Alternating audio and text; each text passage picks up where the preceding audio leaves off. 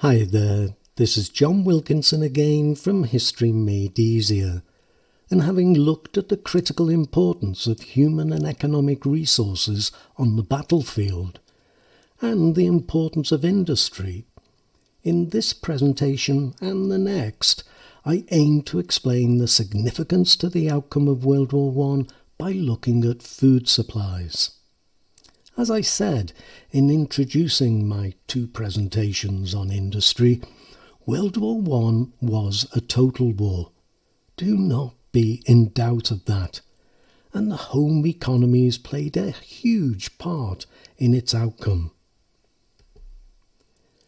The need to feed both the military and the civilian population was, of course, critically important. Before the war, Britain imported about 60% of its food, and contemporary observers expected a country like Germany, where peasant farming remained important, to have had an advantage, because most people could feed themselves. By contrast, urban Britain, with its high dependence on food imports, was expected to starve in a protracted war, especially as Russia, that had exported grain to Britain, along with Canada, America, Argentina and India, redirected exports to service their own demands. But this analysis could not have been more wrong.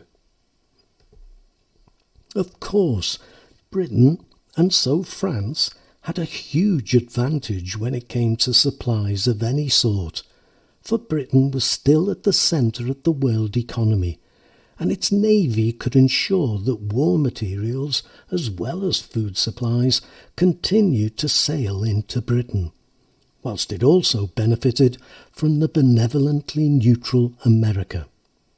But in 1914, Britain couldn't rely on that. So when war broke out, British farmers were offered higher prices, and so boosted production.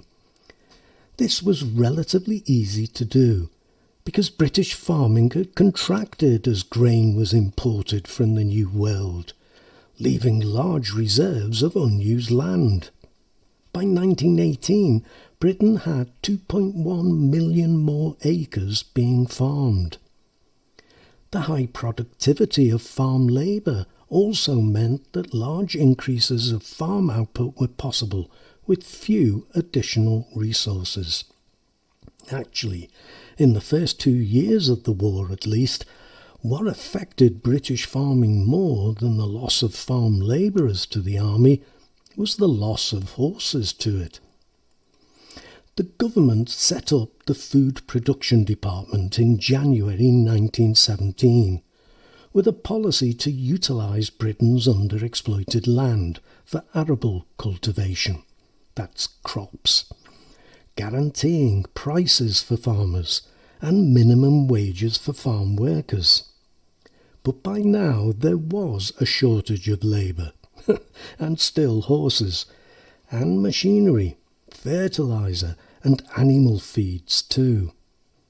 Attempts to relieve the shortage of labour included the deployment of conscripted soldiers deemed unfit for service, the temporary return from the front of skilled farm workers, most notably ploughmen, prisoners of war, POWs, women and children. By the end of the war, 60% of POWs available for work in Britain were employed in agriculture, whilst the Women's Land Army provided a maximum working strength of 16,000 to complement the approximately 180,000 village women employed in agriculture. And across Britain, increasing numbers of children obtained exemptions from schoolwork to work on farms during the harvest season, and worked part-time on farms outside of school hours. I hope they renegotiated a reduction in homework.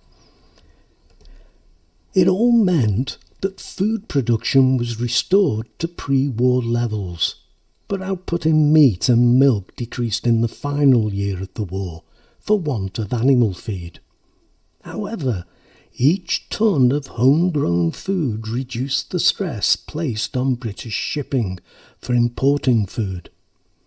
Nevertheless, the poor harvests of 1916-1917, combined with the resumption of unrestricted submarine warfare by Germany in February 1917, led to the phased introduction of rationing through the first half of 1918, with first sugar, quickly followed by meat and fats, that's butter, margarine and lard, as well as a shift in agricultural practice away from dairy to arable produce. But Britain was not near to being starved into submission. In fact, for some, life improved as labour shortages ended unemployment and drove up real wages. That's wages taking account of inflation.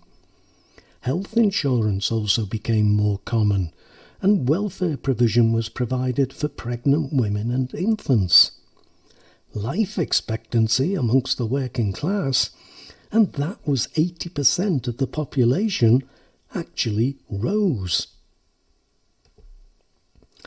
Now in France, as well as sharing Britain's problems, it also suffered badly from the territory it lost in the first months of the war, which of course included farmland, losing 20% of its cereal production and 50% of its sugar beet.